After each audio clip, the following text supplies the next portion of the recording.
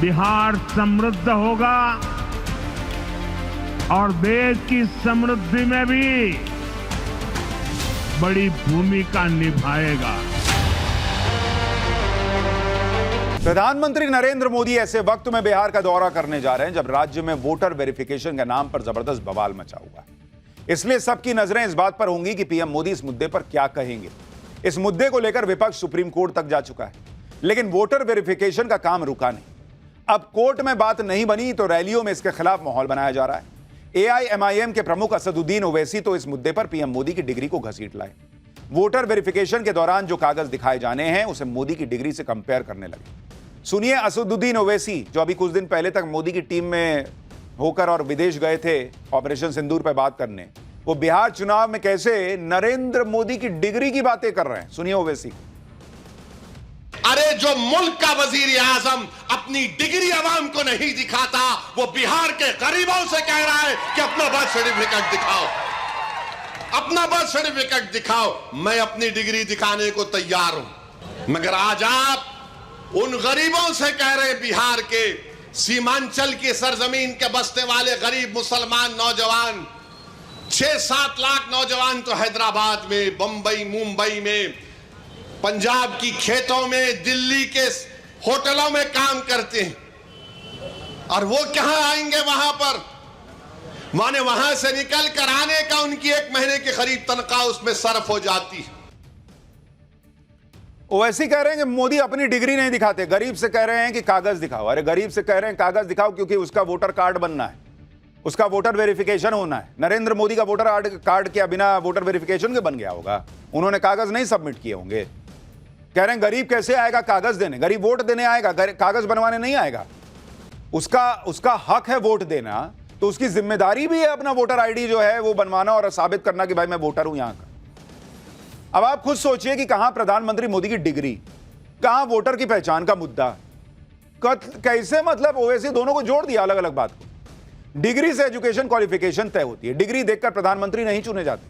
Voter कौन होगा ये दस्तावेजों से तय होगा। ये बात ओवैसी भी अच्छी तरह जानते हैं कि कागज दिखाए बिना सियासी माहौल तो बन जाएगा, लेकिन वोटिंग के दस्तावेज दिखाने होंगे, वोटिंग करनी है। इसलिए आप देखिए कि कल तक कागज न दिखाने की बात करने वाले ओवैसी आज कागज बनवाने की अपील कर रहे हैं। ओवैसी जानते हैं कि चुनाव आयोग से बच भी जाएं तो नरेंद्र मोदी के घुसपैठियों के खिलाफ चलाए जा रहे अभियान से बचना मुश्किल है। आज नहीं तो कल कागज दिखाने पड़ेंगे, कागज नहीं दिखाएंगे। ये सब सोशल मीडिया में वायरल करने के लिए ठीक है। मोदी जिस सफाई के मूड में है देश में, उसमें कागज दिखाना ही पड़ेगा। इसलिए सुनिए अब मुसलमानों से ओवैसी क्या कह रहे हैं। तमाम भारत के गरीबों को कह रहा हूं, उन दलितों को, आदिवासियों को और मुसलमानों को कह रहा हूं कि आपको नंबर 1 अपना बर्थ सर्टिफिकेट बनाना है। 10th क्लास अगर किसी ने किया तो मार्कशीट तैयार रखना है। कास्ट सर्टिफिकेट है तो तैयार रखिए, और अगर आप उस कास्ट में आते हैं उसका सर्टिफिकेट निकलवाइए। तो ये जरूरी है, याद रखिए, जब तेलंगाना में या आपके किसी रियासत में ये इंटेंसिव रिवीजन होगा तो आप लोग परेशान होने की जरूरत नहीं, अभी वक्त है। यानी कागज नहीं दिखाएंगे का नारा अब खत्म हो चुका। ओवैसी भी कह रहे हैं कि भैया कागज बना लो, ना तो वोट देने को मिलेगा, और अगर कोई कागज नहीं है, घुसपैठिए हो, तो बाहर भी जाना पड़ेगा। ये नया नॉर्मल है इस देश का।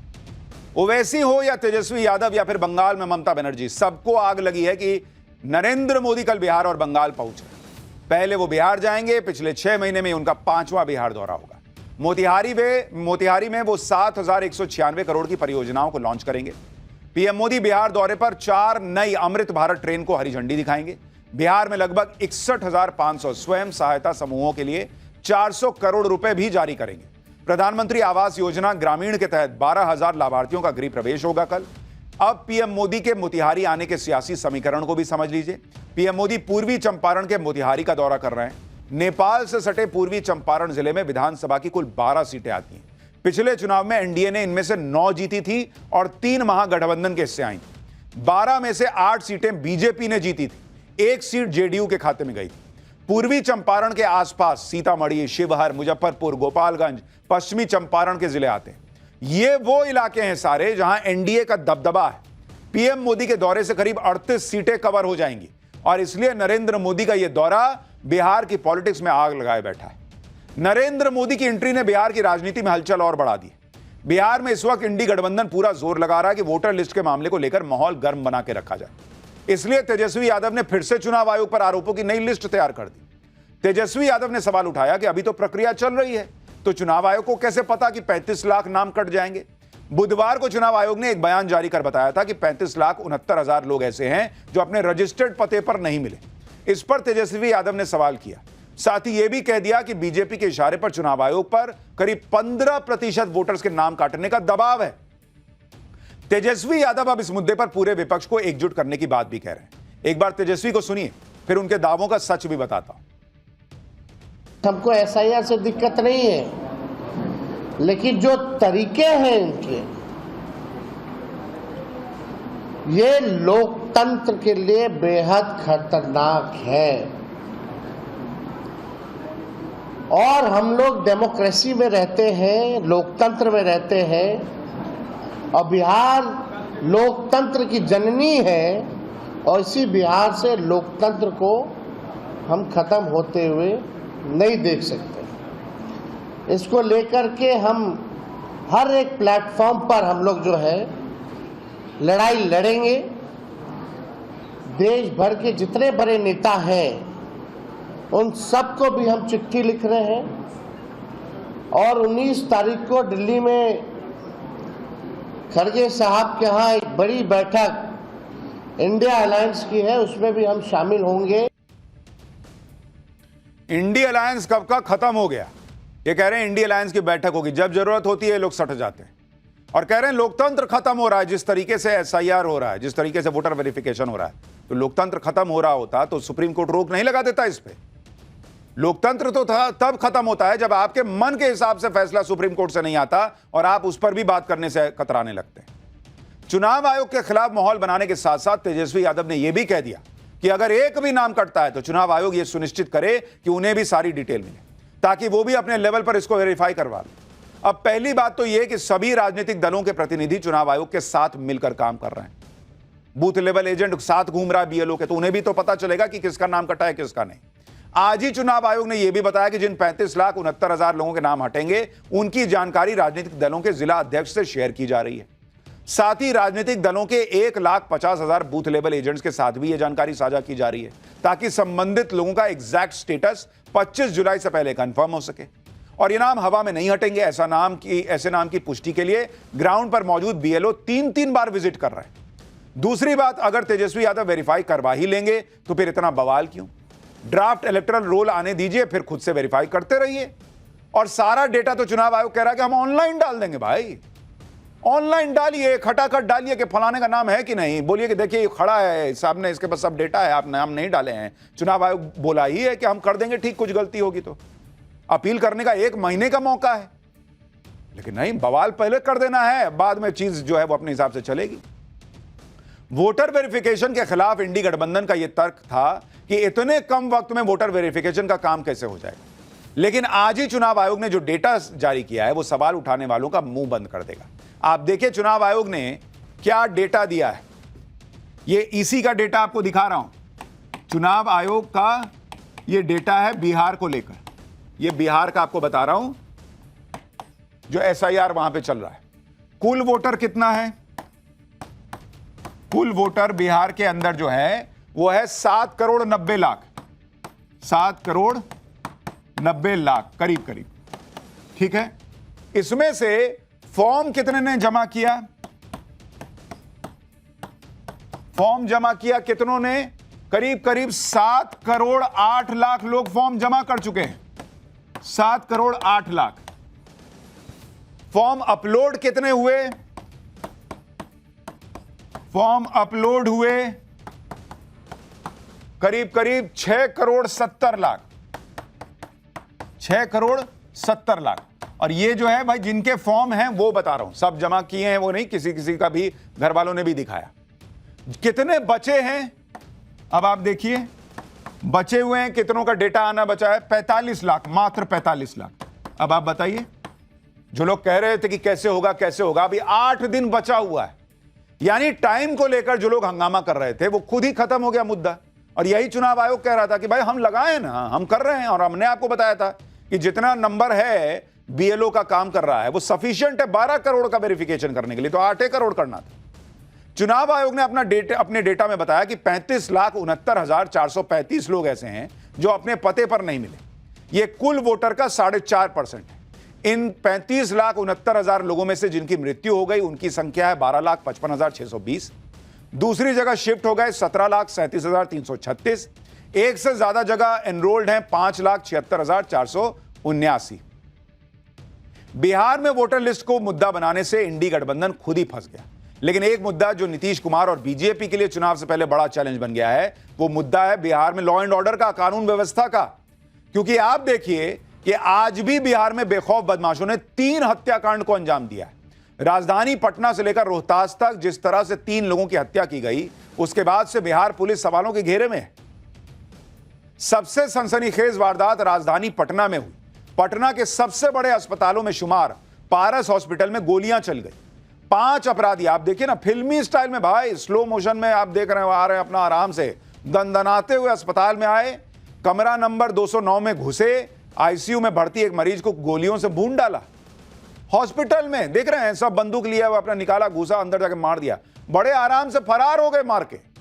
पूरी घटना 30 सेकंड में हो भी गई और वारदात को अंजाम देकर 5 शूटर वहां से चले गए। हत्याकांड का सीसीटीवी फुटेज सामने आया जिसमें 5 अपराधी आईसीयू में दाखिल होते दिखते हैं और फिर गोलियां चलाने के बाद फरार होते नजर आ रहे हैं। शूटर नंबर 1 हाथ में पिस्टल। अब ये तस्वीरें पूरे देश में वायरल हो रही हैं। सवाल उठ रहा है कि भाई बिहार में ये चल क्या रहा है। इस वारदात में मरने वाले की पहचान बक्सर के चंदन मिश्रा के तौर पर हुई है। चंदन मिश्रा भी अपराधी हिस्ट्री शीटर था। वो बेऊर जेल में उम्र कैद की सजा काट रहा था। उसे बक्सर के कारोबारी की हत्या के मामले में कोर्ट ने दोषी ठहराया था। इलाज के लिए वो 1 महीने की पैरोल पर बाहर आया था और पारस अस्पताल में भर्ती था। इसी दौरान उसकी हत्या कर दी। ठीक है, वो भी क्रिमिनल था, लेकिन ऐसा थोड़ी है कि भाई आप खुले में जाके क्रिमिनल को मार के निकल लिए। ये देख रहे हैं कैसे जा रहा है टहलते हुए। तो लोग बिहार में कानून व्यवस्था को लेकर सवाल पूछ रहे हैं। बिहार में मर्डर पे मर्डर हो रहे हैं, ऊपर से लॉ एंड ऑर्डर पर बिहार के पुलिस अधिकारी ऐसे ऐसे बयान दे रहे हैं कि लोग माथा पीट लें। एडीजी कुंदन कृष्णन कहने लगे कि मई जून में ज्यादा मर्डर होते हैं क्योंकि ज्यादातर किसानों के पास कोई काम नहीं रहता। सुनिए एडीजी को। मई जून में ज़्यादा मर्डर होते आई है वर्षों से। अप्रैल मई जून, जब तक बरसात नहीं होती है ये सिलसिला जारी रहता है क्योंकि ज़्यादातर किसान को कोई काम नहीं रहता है। एक बरसात होने के बाद लोग, कृषक समाज के लोग व्यस्त हो जाते हैं और घटनाएं घटती है। परंतु आप लोग के द्वारा, प्रेस के द्वारा हत्या पर हत्या, कुछ इस वर्ष चुनाव भी है तो राजनीतिक दलों के द्वारा भी इस पर ज़्यादा नज़रिया दिया गया है। तो उसको लेके भी हम लोग चिंतित थे कि हाँ, नवयुवक ज़्यादा पैसा के लिए सुपारी किलिंग शुरू कर दिए थे। वाह एडीजी साहब, एडीजी लॉ एंड ऑर्डर को आप सुन रहे हैं। कह रहे हैं कि इस समय किसान जो है उसके पास काम नहीं होता, इसलिए ज्यादा मर्डर होते हैं। तो कल को आपका कोई मरा जाए तो आप जो है वो बस इसी बात को मान के चलिएगा कि भाई अभी तो किसान के पास काम नहीं होगा इसलिए वो मर्डर कर देगा। क्या बोल रहे हैं बॉस? सोच भी रहे हैं एडीजी लॉ एंड ऑर्डर की क्या बोल रहे हैं? वो कह रहे हैं कि यूथ जो है वो सुपारी किलिंग कर रहा है। अरे तो रोकना आपका काम है ना बॉस। किसान को कह रहे हैं कि किसान के पास काम नहीं है इसलिए मर्डर हो रहा है, यूथ जो है सुपारी किलिंग कर रहा है। तो ये पुलिस रोकेगी कि खाली बता देगी कि इस वजह से हो रहा है? तो फिर छोड़ दीजिए, फिर पुलिस किस लिए है? मर्डर पे मर्डर हो रहा है, कह रहे हैं किसान खाली बैठा है इसलिए ये सब हो रहा है। गजब है भाई। पटना में हुए सनसनीखेज मर्डर पर जमकर सियासत भी हो रही है। पूर्णिया से निर्दलीय सांसद पप्पू यादव ने बिहार में राष्ट्रपति शासन लगाने की मांग कर दी। हत्याकांड के बाद पप्पू यादव पारस अस्पताल पहुंच गए। पप्पू यादव अस्पताल के अंदर जाना चाहते थे लेकिन पुलिस ने उन्हें बाहर ही रोक दिया। इस दौरान पप्पू यादव और पुलिसकर्मियों के बीच हल्की बहस भी हुई, जिसके बाद पप्पू यादव प्रदेश सरकार पर जमकर बरसे। सुनिए पप्पू यादव क्या कह रहे हैं। अब कुछ बाकी है बिहार में। 200 मीटर पर हेडक्वार्टर, बगल में थाना और उस कैदी के साथ 12 राइफल और उसके बाद डॉक्टर पर क्या बच गया? कुछ बच गया है। गवर्नर साहब मुझे बुला है अभी तुरंत। मैं गवर्नर साहब से मांग करूंगा कि अब राष्ट्रपति शासन लगा दिया। बिहार में कानून व्यवस्था के मुद्दे पर अब एनडीए के अपने सहयोगी भी बोल रहे हैं। चिराग पासवान नीतीश कुमार पर सवाल उठाने लगे। चिराग पासवान ने सोशल मीडिया पर कहा कि बिहार में कानून व्यवस्था आज एक गंभीर चिंता का विषय बन गई है। रोज हत्याएं हो रही हैं, अपराधियों का मनोबल आसमान पर है, पुलिस प्रशासन की कार्यशैली समझ से परे है। बिहार विधानसभा चुनाव से ठीक पहले बढ़ते आपराधिक मामले चिंताजनक है। उधर नीतीश सरकार को डिफेंड करने के लिए केंद्रीय मंत्री जीतन राम मांझी सामने आए, लेकिन उन्होंने कहा कि अपराधियों ने किसी साधु को नहीं मारा है, यह तो गैंग वॉर है। सुनिए जीतन राम मांझी क्या कह रहे हैं। ये पारस हॉस्पिटल कोई सरकारी संस्था नहीं है, वो निजी संस्था है। वहाँ का क्या प्रतिबंध उन लोगों का रहा है, उन लोगों को सोचना चाहिए। अब घूस करके मारा है तो किसी साधु को नहीं मारा है, आपस में गैंगवार का मामला है। आपस में गैंगवार में गोली चल जाए तो जीतन राम मांझी को कोई बड़ी बात नहीं लग रही। कह रहे हैं पारस हॉस्पिटल में घुस के मार दिया, वहां क्या व्यवस्था थी हमको क्या पता। बॉस, व्यवस्था राज्य में कानून व्यवस्था की क्या है वो इंपॉर्टेंट है। अपराधी के मन में डर नहीं होना चाहिए कि हम कर रहे हैं, सीसीटीवी में आएंगे, पकड़ा जाएंगे, हमारा क्या हाल होगा। वो डर खत्म हो गया, ये इंपॉर्टेंट है। कहां मर्डर हो रहा है, किसका मर्डर हो रहा है, ये इंपॉर्टेंट तो है ही। उससे भी बड़ी बात है कि अपराधी ऐसे खुले में काम कर रहे हैं और उनको कोई डर नहीं है। कानून व्यवस्था पर यह फालतू के तर्क देने से अच्छा है कि इस मुद्दे पर नीतीश कुमार बिहार पुलिस को टाइट करें, लेकिन वो वहां मुफ्त बिजली बांटने में लगे। नीतीश कुमार ने बिहार में फ्री बिजली का ऐलान कर दिया। बिहार में घरेलू उपभोक्ताओं को 125 यूनिट तक फ्री बिजली मिलेगी। बिहार सरकार का दावा है कि इससे 1,67,00,000 परिवारों को फायदा मिलेगा। 1 अगस्त से बिहार में फ्री बिजली वाली सुविधा मिलेगी। इसका मतलब जुलाई के बिजली बिल में ही छूट मिलना शुरू हो जाएगी। नई छूट से बिहार के खजाने पर 3,000 करोड़ रुपए का बोझ बढ़ेगा। बिहार में तेजस्वी यादव भी 200 यूनिट फ्री बिजली का चुनावी वादा कर चुके हैं।